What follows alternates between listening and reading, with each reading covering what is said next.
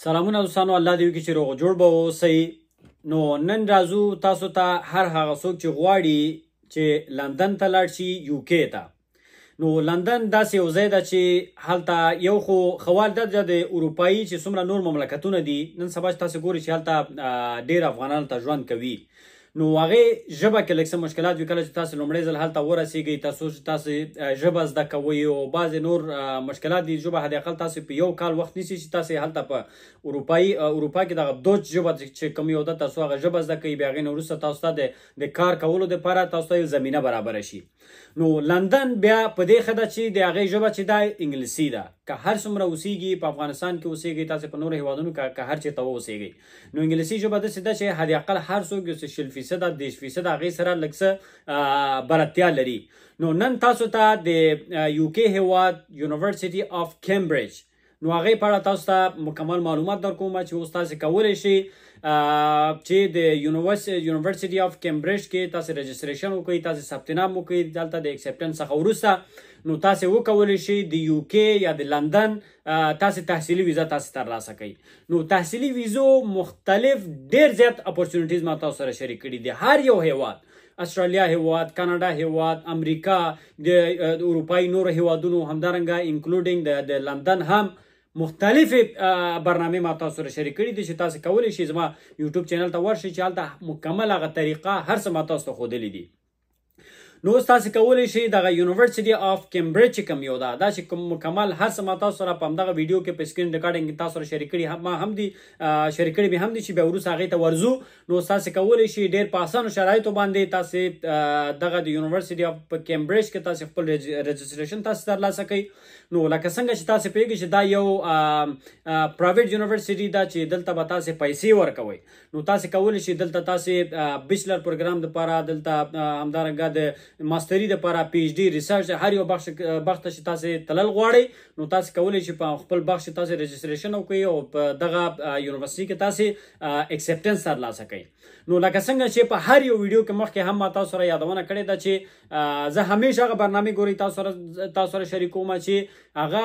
افغانان کولی شي چې په هغه برنامو کې اشتراک وکړي. ځکه لکه څنګه چې تاسو پوهېږئ چې نن سبا په افغانستان کې بعضې مشکلات شتون لري، لکه بعضې هیوادونه دي چې لکه افغانانو ته وایي چې ویزې نه ورکوو، څنګه بعضې مشکلات دي، خو هغه لارو باندې زه نه ځم. همیشه هغه لارو باندې زه ځم چې تر څو افغانان وکولی شي په هغه طریقه باندې هغه هیوادونو ویزې ترلاسه کړي. نو تاسو کولی شئ چې په دغه پوهنتون کې د قبولیت څخه وروسته نو تاسو د یوکې هیواد تحصیلي ویزه ترلاسه کړئ. ځکه چې تحصیلي ویزه یوازینۍ لاره ده افغانانو دپاره بغیر دغه ویزټ ویزو څخه، نورو ویزو څخه، چې په اسانه طریقه باندې خصوصا ځوانان وکولی شي چې تر څو خارجي هیوادونو ته لاړ شي او هلته خپل ژوند هم جوړ کړي او ورسره څنګ کې خپل فامیل ژوند هم جوړ کړي. دا چې څنګه پروسس کیږي، څومره پیسو ته ضرورت ده، څنګه اپلای کیږي، پروسس څنګه ده، دغه سندونه باید تاسو څنګه ورته آماده کړئ. نو ورځو سکرین طرف ته هر څه تاسو سره شریک کړم. نو دا مهال زه د یونیورسټي آف کیمبریج، لکه څنګه تاسو دلته ګورئ چې دا په لندن کې یو له ټاپ ترینو یونیورسټیګانو څخه ده، یعنی په رینکینګ کې دا په نمبر 1 کې ده. په لندن کې چې کوم ټاپ 5 یونیورسټیز دي کوم چې انټرنیشنل سټوډنټ اکسپټ کوي، نو دا په لندن کې هغه ټاپ ترینه یونیورسټیګانو څخه ده چې رینکینګ کې اول نمبر ده. اوس راځو موږ په دې باندې غږیږو چې آیا موږ کولی شو چې دغه د کیمبریج یونیورسټي ته موږ ثبت نام وکړو، موږ اپلای وکړو او اکسپټنس ترلاسه کړو. په کومو طریقو باندې موږ کولی شو چې په دغه یونیورسټي کې موږ اکسپټنس ترلاسه کړو، په کومه طریقه باندې موږ کولی شو چې د دغه یونیورسټي کې اکسپټنس څخه وروسته موږ د لندن یا د یوکې تحصیلي ویزه موږ ترلاسه کړو. راځو دې باندې مکمل غږیږو. لکه څنګه چې تاسو ته پته ده چې دا یو پرایویټ یونیورسټي ده او دلته څومره مصرف څومره راځي، اپلای به څنګه کیږي، کوم اسنادونو ته به ضرورت وي. نو دغه یونیورسټي چې ما وکتو، کوم چې دلته ما مکمل معلومات واخیستو، دلته خصوصا افغانانو دپاره پکې بعضې اسانتیاوې وجود لري. حتی چې د افغانستان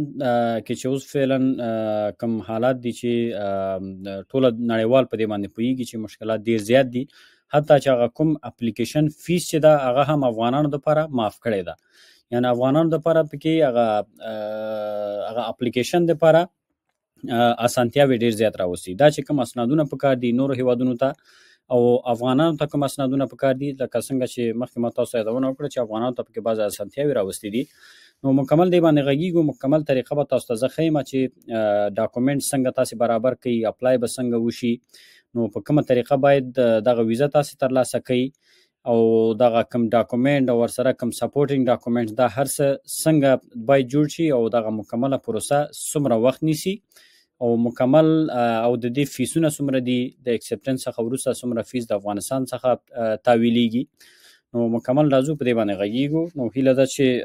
ویډیو تاسې سکیپ نه کړئ تر څو سټیپ بای سټیپ په هر څه باندې تاسې پوه شئ نو دا مهال زه تاسې ګورئ چې د کیمبریج یونیورسيټي په افیشل ویب سایټ کې مدلته اوس ما انډر ګریجویټ سټډي ما خلاص کړی خو دلته ماستر لپاره هم ده ریسرچ هم ده پی ایچ ډي هم ده هر څه ده اوس راځو مکمل دی باندې مونږ غږیږو ون بای ون دا هوم ده دا اصلي دغه صفحه ده نو راځو سټوډنټ لایف نو په دې کې بعض اکوموډیشن او دا شان دي کې مونږ کار نه راځو کورسز ته نو که چېرته مونږ راشو کورس اوورویو باندې کلیک وکړو لومړی به راشو تاسو ته دلته وښیم چې دوی سره کوم فاکلټیز دي په کوم برخو کې تاسې کولی شئ چې تاسې درس ولولئ نو لکه څنګه چې دا یو نړیواله یونیورسيټي ده په دې کې هر یو بخش کې چې تاسې وغواړئ چې درس ووایئ نو هر یو بخش دلته وجود لري لکه څنګه تاسې دې ځای وګورئ نو کوم بخش ته تاسې وغواړئ دلته کولی شئ تاسې په سرچ کې هم ورکړئ لکه څنګه تاسې وګورئ دلته زه لیکمه سیول انجینیرینګ صحیح شو نو سیول انجینیرینګ که وغواړم دلته دا دې باندې کلیک وکړئ ګوره چې څومره د هغې بخش کې دلته راځي ګوره سیول انجینیرینګ کمپیوټر انجینیرینګ هر څه دلته راځي نو دا یې هغه فاکلټیز دي مکمل هر څه دلته به زه کلیک وکړم انټرنیشنل ځکه چې زه انټرنیشنل سټوډنټ په اړه موږ تاسې غږیږو چې انټرنیشنل سټوډنټ دپاره څه ریکوایرمنټ دي فیسونه حساب کتاب ټول ځکه چې هلته هم ډومesټک شته هم انټرنیشنل دپاره چې دی د هغه هر څه بیا فرق کوي لکه انټرنیشنل سټوډنټ ما دلته ما کلیک کړو صحیح شو د دې کوم ریکوایرمنټ چې دی انټري ریکوایرمنټ ته به زه راشم ورپسې بیا ټیوشن فیس ته به راشو ورپسې به بیا اپلای ته راشو نو ټولو باندې به یو نظر اچوو لومړی به انټري باندې زه کلیک کوم چې انټري ریکوایرمنټ څه شی دي نو انټري ریکوایرمنټ دلته چیک د کوالیفیکیشن فار یور کنټری ریجن نو دلته هم تاسې کولی شئ که دلته چیک کوئ هم نه ما الریډي ما راخیستي ځکه چې دا هر یو بیل پیج کې دغه کېږي او دا به ټول لوستل کېږي یو ریکوایرمنټ به اخیستل کېږي خو ما الریډي تایر ما خلاصه اخیستې ده به راشم زه ریکوایرمنټ ته نو دې ځای کې تاسې وګورئ چې دا یونیورسيټي اف کیمبریج د دې ریکوایرمنټ ته به راشو چې کوم اسنادونو ته ضرورت ده نو دا ریکوایرمنټ دي دلته لینک هم ما اچولی که دلته دې باندې کلیک وکړم ډایرکټ راځم خو دلته ما الریډي لیکلي دي اکیډمیک ټرانسکرپټ دا لومړی ریکارډ اف یور اکیډمیک پرفارمنس اینڈ کوالیفیکیشنز نو چې تاسې چې کوم بخش کې درس لوستلی فرض مثال که د مکتب څخه فارغه باید ټرانسکرپټ هر څه دا شیان ولري کوم نور کورسونه دې لوستلی وي چې څومره اکیډمیک ډاکومنټ ته ولري ستا ډیګري د هغې څخه که څوک د پوهنتون څخه فارغه اوسېږي ډیګري باید در سره وي یا ټرانسکریپونه در سره وي هر څه څوک د مکتب څخه فارغه اوسېږي شهادتنامه د هر څه د وزارت خارجه کې باید هر څه ټاپه اوسېږي او په انګلیسي باندې نو دا شول ورپسې پروف اف انګلیش پروفیشنسي نو په دې کې یا آیلټس در سره وي یا ټوفل چې هر یو وي باید دا هم در سره وي اوس راځم دلته چې په کوم منیمم انګلیش لینګویج ریکوایرمنټ چې په دې کې بیا آیلټس کې څومره وي ټوفل کې ډولنګو کې دغه نمرې هم دلته تاسو ته زه ووایم چې کوم څومره نمرې اکسپټیبل دي دوی ته که چېرته آیلټس بخش ته موږ راشو چې نورمال یا منیمم اوورال ګریډ of 7.5 usually with 7 to 7.5 څخه حد اقل باید 7 ته وړي وي صحیح ده او په ټوفل کې یو سلو لست صحیح ده with 25 or above یو سلو لست with 25 or above in each element student companies in English C1 is standard and the appropriate component of a school living exam for example the Cambridge English دا نور بعضې د هغې لکه فرض مثال آیلز دا ټوفل دا ډولنګو دي بعضې نور کورسونه دي چې دوی هم دلته یادونه کړې ده خیر دا خو اکثر چې د افغانستان څخه دننه کم څوک وایي حتما هغوی به یا به آیلز وایي یا به ټوفل وایي یا به ډولنګو اسنادونه خلکو اخیستې وي خو دغه نور به نه تشریح کړو دوی سره دا به پرېږدو چې ویډیو هسې اوږدېږي چې کوم شی موږ ته نه پکارېږي هغه به موږ نه تشریح کوو. پاسپورټ او دې ځای کې ویزه هم ورکړی. نو ویزې نه مطلب دا دی که چېرته ستاسو پاسپورټ کې نورو مملکتونو ویزې لګېدلې اوسېږي هغه هم باید کاپي تاسو سره اوسېږي. سرټیفیکیټ اف ګریجویشن دا خو مخکې هم ما تاسو ته یادونه وکړله چې دا باید تاسې ولرئ ډیپینډینګ آن د لیول اف سټډي یو آر اپلاینګ فور. ښه نو لیول اف سټډي نه مطلب ده که څوک فرض مثال ماستري دپاره اپلای کوي، فرض مثال کوم څوک د بیچلر دپاره اپلای کوي نه هغه سرټیفیکیټ تاسو سره باید وجود ولري. اډمیشن اسسمنټ. Some courses may require you to take a admission assessment before applying. نو دا چې admission assessment دا څنګه جوړیږي نو د دې په اړه هم بیا غږیږو. کوم څوک بیا هم جوړول غواړي نو دا بیا زه ورته جوړوم، هسې مشکل نشته. بعضې نور سپورټینګ ډاکومنټ دي هغه هم باید جوړ شي. دا هم باید ولري. ریسرچ پرپوزل. if you are applying for research که څوک ریسرچ دپاره اپلای کول غواړي د هغې دپاره پکارېږي. بل فاینانشل ایویډنس. نو فاینانشل ایویډنس دا مطلب دا دی چې دا لکه څنګه ما تاسو ویل چې دا یو شخصي پوهنتون ده چې دلته تاسې اپلای کوئ نو تاسې باید دغه ولرئ څه نومېږي څه فنډس باید تاسې خپل بینک اکاونټ کې باید تاسې ولرئ. لکه چې تاسې اپلای کوئ دا باید هغوی ته ثابته کوئ چې د څومره مصارفات چې راځي هغه ټول مصارفات زه په خپله ورکولی شم.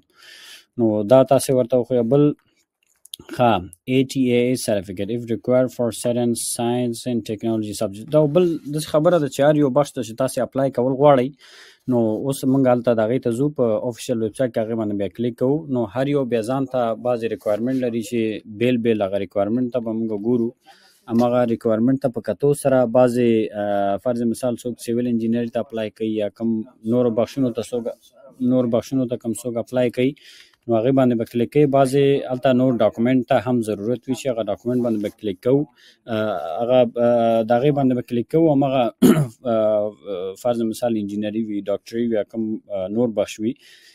هر یو ځان ته که نور اضافي ډاکومنټ ته ضرورت و هغه ډاکومنټ به هغې ته بیا جوړېږي. او بل راځو دلته فاکولټیز ما هلته تاسو ته وښودل هم دلته ما لینک اچول د ټیوشن فیس. اوس راځو ټیوشن فیس ته به مونږ راشو او بیا اپلیکیشن او د اپلای کول د هغې ته بیا مونږ وروسته راشو ټیوشن فیس ته چې د دوی فیسونه څنګه دي، څومره فیس ته ضرورت ده او د افغانستان څخه د کله چې تاسې اوفر لیټر ترلاسه کړه هغې نه وروسته څومره پیسې باید تاسې دننه افغانستان څخه تاسې تحویل کړئ. نو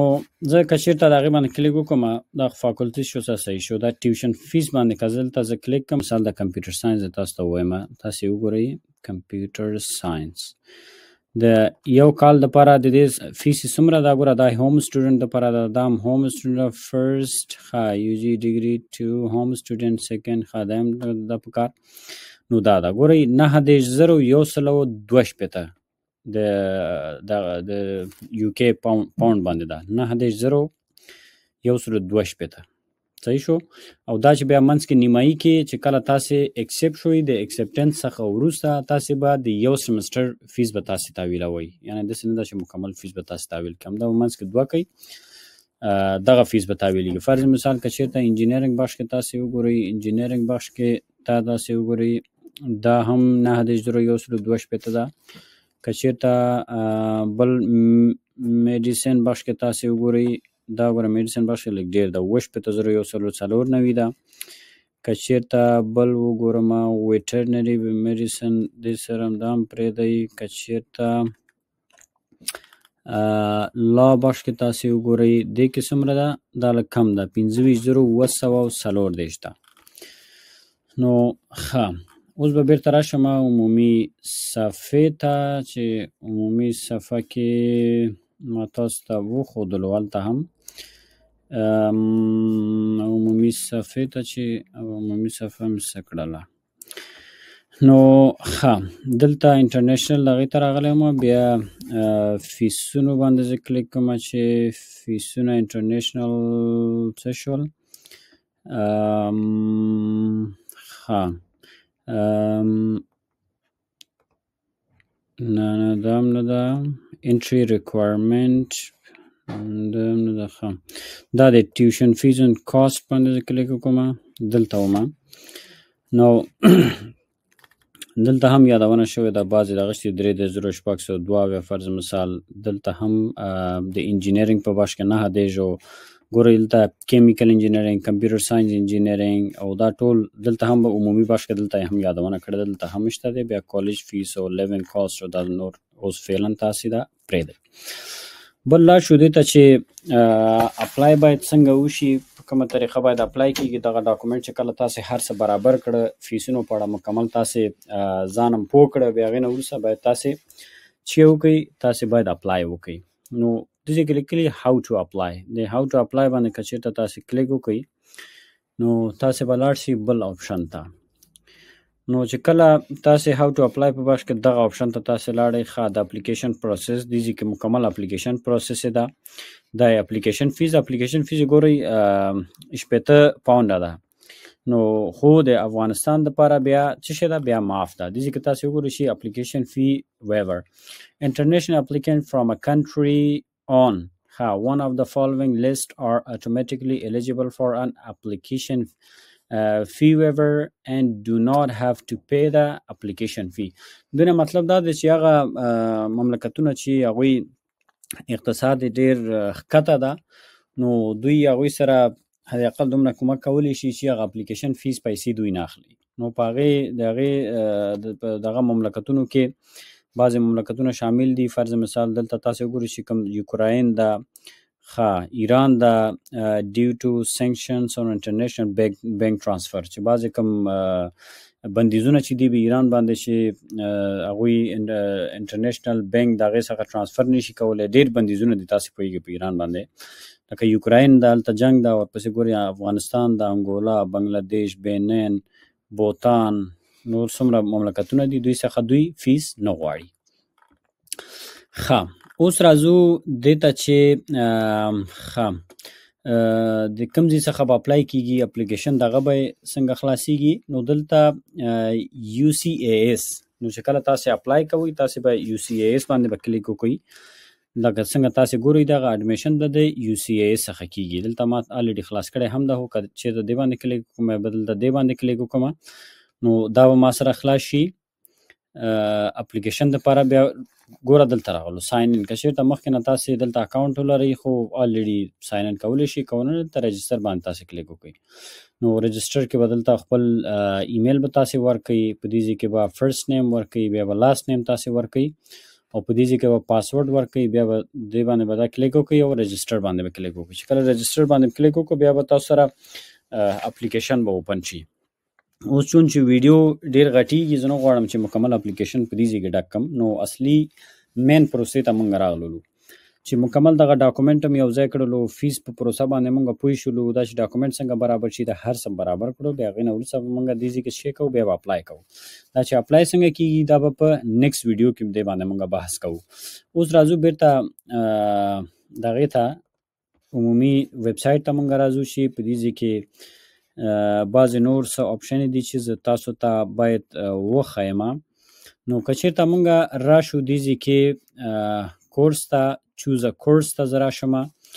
چوز کورس کې به دې ځای کې یو کورس فرض مثال یو دانه زه انتخاب کوم، په دې کې کوم یو انتخاب کوم، یو کورس زه انتخاب کوم چې په دې کې فایند ا کورس باندې تاسې کلیک وکړئ. په دې ځای کې زه ولیکم سیویل انجینیرینګ، زه لیکم فرض مثال سیویل انجینیرینګ. زه وګورم چې ځکه لکه مخکې ما تاسو ته یادونه وکړله چې بعضې چې دقیق ریکوایرمنټ دی په یو بخش کې تاسې غواړئ چې ویې ګورئ، تاسې باید لومړی لاړ شئ د هغې ته، هماغه بخش ته، هماغه کورس ته راشي، هغې باندې کلیک وکړئ، هلته به د هغې دقیق ریکوایرمنټ تاسو ته راشي، ځکه چې بعضې ایکسټرا ډاکومنټ ته هم ضرورت لري. نو سیویل انجینیرینګ باندې ما کلیک وکړو. دلته که زه راشم دې ځای کې کوم یو زه انتخاب کوم انجینیرینګ خام،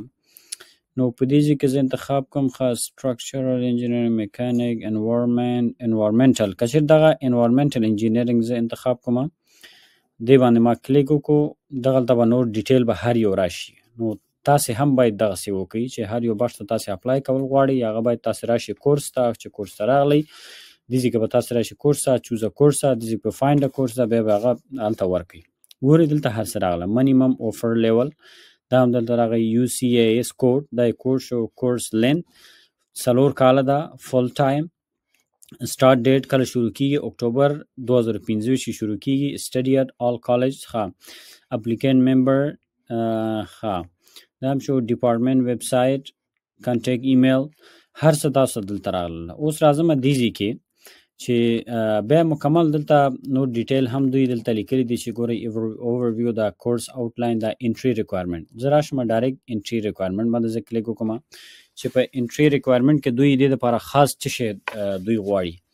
ګورئ minimum offer level خدا خو مې هلته درته وویلې other qualification check with other qualifications we accept چې کوم نور qualification دی چې دوی accept کوي که چېرته دا په بیل دغه کې زه خلاص کړم دې کې دلته زه کلیک کوم دلته راشم qualifications level ان دې کې چې کوم دلته لیکلي دي چې هلته ما تاسو ته وښودله هم انګلیش لینګویج ریکوایرمنټ دا خو یوروپین دا نور مملکتونو دپاره دي خیر دې سره به تاسې کار نه لرئ بیرته به راشم هماغه پیج ته چې کوم ځای کې دلته زه راغلم ښه سبجیکټ ریکوایرمنټ ته راشم to apply to any of our college for engineering you will need a level IB higher level or other equivalent نو چې دلته اپلای کوئ نو تاسې باید حد اقل د کولج څخه د فراغت اسناد او دغه باید تاسې ولرئ نو میتھمیټکس فزیکس نو دا خو طبعا چې څوک د 12 څخه فارغ اوسیږي دا هر څه په ترانسکریپټ کې هلته ذکر شوي اوسیږي چې تاسې دغه ولرئ د شهادتنامه د 12 ولرئ that's it صحیح ده نو to apply to any of the other college engineering you will need a level نو دا مو شو په دې کې ګورو چې د افغانانو دپاره پکې کوم بل نور څه دغه شته او که نه شته No, these what engineering student have studied. Most engineering student who had studied a level and started at Cambridge in 2020 all studied mathematics and physics and most had also taken further mathematics 96%. Chemistry 62%. The majority of students who studied IB achieve at least 43 points. او بل په دې کې تر ټوله مهمه خبره دا ده چې کله تاسې اپلای کوئ بعضې د فیصدي ته هم ضرورت وي نو فیصدي نه مطلب دا دی چې کله تاسې اپلای کول غواړئ یو بخش ته نو ستاسو فیصدي د کمبریج ته چې کله تاسې اپلای کول غواړئ نو فیصدي باید 90 څخه باید ښکته نه وي 90 څخه باید تاسې فیصدي مو باید بره وي هغې نه ښکته وي بیا دوی نه دغه کوي نه قبلوي admission test all applicants for engineering 24 entry are required to take an engineering and science admission test you will need to complete mathematics 102 in physics you must register in advance and take the test at an authorized assessment center او بل خبره دا ده چې کله تاسې اډمیشن اخلئ نو بعضې دغو دپاره لکه څنګه زما اصلي مقصد دا و چې دغه نقطه تاسو ته زه ووایم یوازې دغه نقطه ټول سلیکټ شو دغه نقطه زه تاسو ته ووایم چې بعضې برخو ته تاسې اپلای کول غواړئ نو هلته تاسو نه دغه هم غواړي بعضې ټیسټونه هم غواړي چې تاسې باید امتحان ورکړئ دا چې څه رقم باید تاسې کوئ ګوره لکه څنګه چې دلته applicant for engineering 2025 entry required to take the engineering and science admission test دلته باید دغه بخش که چېرته انجینرینګ برخه کې تاسې دغه کول غواړئ اپلای کول غواړئ باید دغه ټیسټ هم تاسې ورکړئ پوه شوئ دا چې ځان باید تاسې څنګه راجسټر کړئ نو هغه رجسټریشن دپاره هم تاسې